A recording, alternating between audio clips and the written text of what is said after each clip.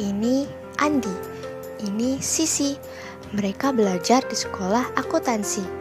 Suatu hari, mereka belajar dengan profesor mereka mengenai jurnal umum.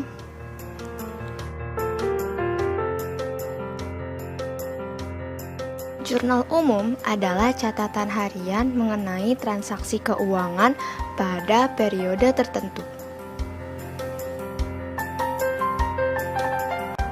Jurnal memiliki 5 fungsi. Fungsi pertama, fungsi pencatatan. Jurnal menentukan ke akun mana dan dengan jumlah berapa suatu transaksi dicatat. Fungsi kedua, fungsi historis. Jurnal dicatat dengan mendahulukan transaksi yang lebih dulu dilakukan dengan urutan waktu terjadinya. Fungsi ketiga, analisis. Untuk menentukan nama akun, jumlah uang yang dicatat, dan di sisi mana pencatatan dilakukan, bukti transaksi terlebih dahulu dianalisis. Fungsi keempat, fungsi instruksif. Jurnal merupakan suatu perintah atau instruksi. Akun harus sesuai diisi dengan apa yang tercatat pada jurnal. Fungsi kelima, fungsi informatif.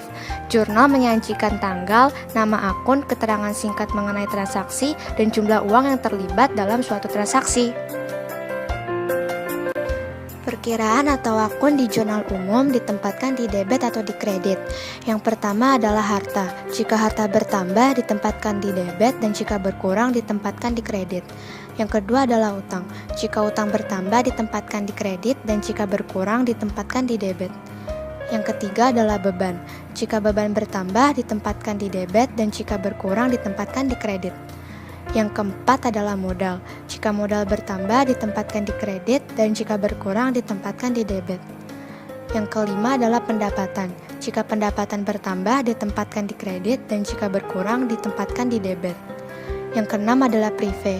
Jika prive bertambah, ditempatkan di debit, dan jika berkurang, ditempatkan di kredit.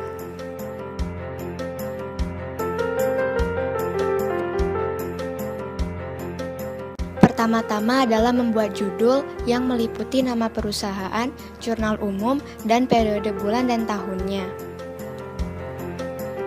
Lalu membuat tabel dengan 5 kolom. Kolom pertama adalah tanggal, kolom kedua adalah nama akun, kolom ketiga adalah ref atau referensi, kolom keempat adalah debit, dan kolom kelima adalah kredit. Catatlah tanggal terjadinya transaksi pada kolom tanggal dan tulis akun yang mengalami perubahan pada kolom nama akun. Akun yang di debit ditulis di sebelah kiri, contohnya kas, dan akun yang di kredit ditulis menjorok ke kanan, contohnya adalah modal. Sehingga kedua akun tidak sejajar, ref dikosongkan. Setelah itu, isi kolom debit atau kredit sesuai dengan jumlah uang yang terlibat dalam transaksi.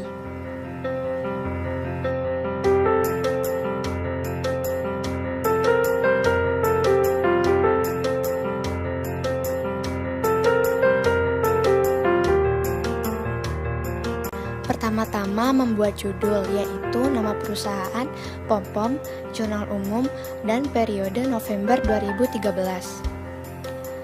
Setelah itu membuat tabel dengan kolom tanggal, nama akun, ref, debit, dan kredit. Setelah membuat tabel, analisa soal-soal di samping. Pada tanggal 1, kas bertambah dan modal bertambah. Kas bertambah di debit sebesar 1 juta dan modal bertambah di kredit sebesar 1 juta.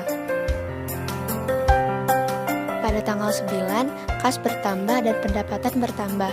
Kas bertambah di debit sebesar 500.000 dan pendapatan bertambah di kredit sebesar 500.000. Pada tanggal 20, beban gaji bertambah dan kas berkurang. Beban gaji bertambah di debit sebesar 800.000 dan kas berkurang di kredit sebesar 800.000. Pada tanggal 25, peralatan bertambah dan utang bertambah.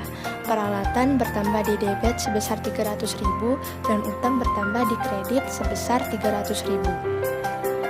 Setelah itu, hitung total jumlah debit dan kredit. Di sini, jumlah debit dan kredit adalah 2.600.000. Total jumlah debit dan kredit harus selalu sama.